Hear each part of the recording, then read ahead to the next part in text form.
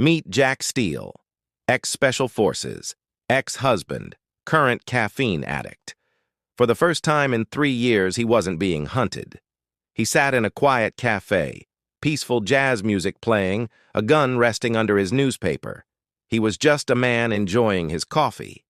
The doorbell rang, and 3 men in black suits walked in, their eyes scanning the room like predators. Make that 5 minutes of peace.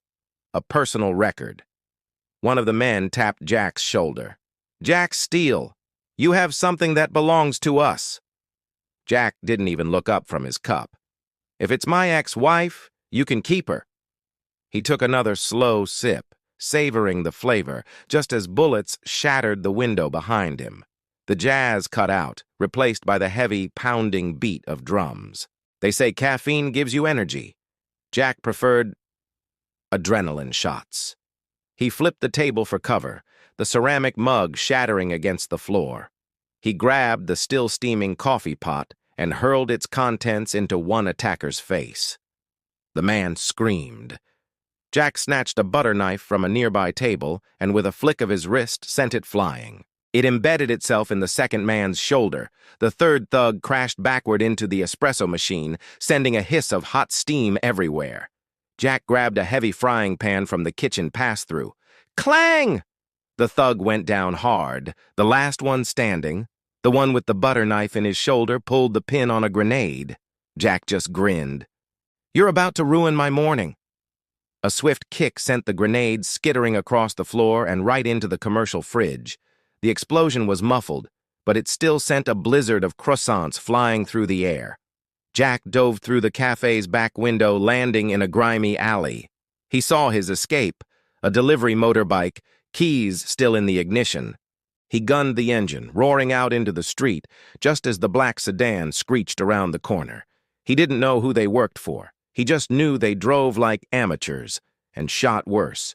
Bullets whizzed past his head. He swerved through traffic, flipped the bike sideways, using it as a shield while he returned fire. One of his shots hit the sedan's tire, sending it careening into a fruit stand. Apples exploded into the air, a beautiful, chaotic, slow-motion ballet of destruction. "An apple a day," he thought with a smirk, "keeps the killers away." He ditched the bike on a skyscraper's rooftop, his breath heavy as he reloaded his pistol. He thought he'd lost them. He thought wrong.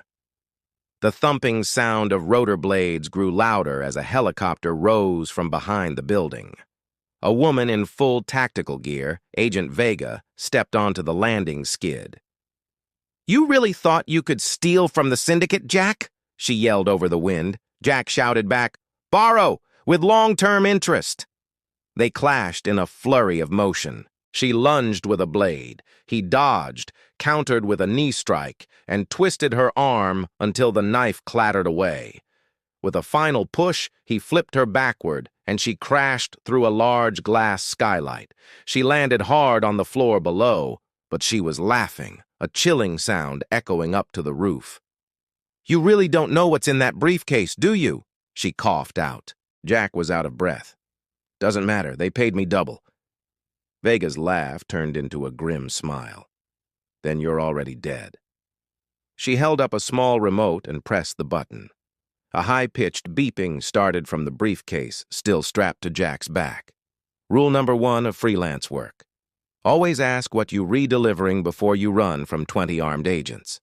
He ripped the case off and looked at the timer. 3 seconds. With no time to think, he spun and hurled the briefcase into the ascending helicopter. Boom! A massive fireball lit up the city skyline. Jack walked away in slow motion, debris raining down around him like fiery snow. He pulled out a crumpled coffee cup from his jacket, lit the rim with a lighter like a cigarette, and took a deep, satisfying drag of the smoke. "Told you I like my mornings explosive." Jack Steele, one man, one mission, survived breakfast. His phone buzzed. He answered. A gravelly voice on the other end said, "Mr. Steele." "Ready for round 2? Jack smiled, a genuine tired smile. "Only if there's coffee."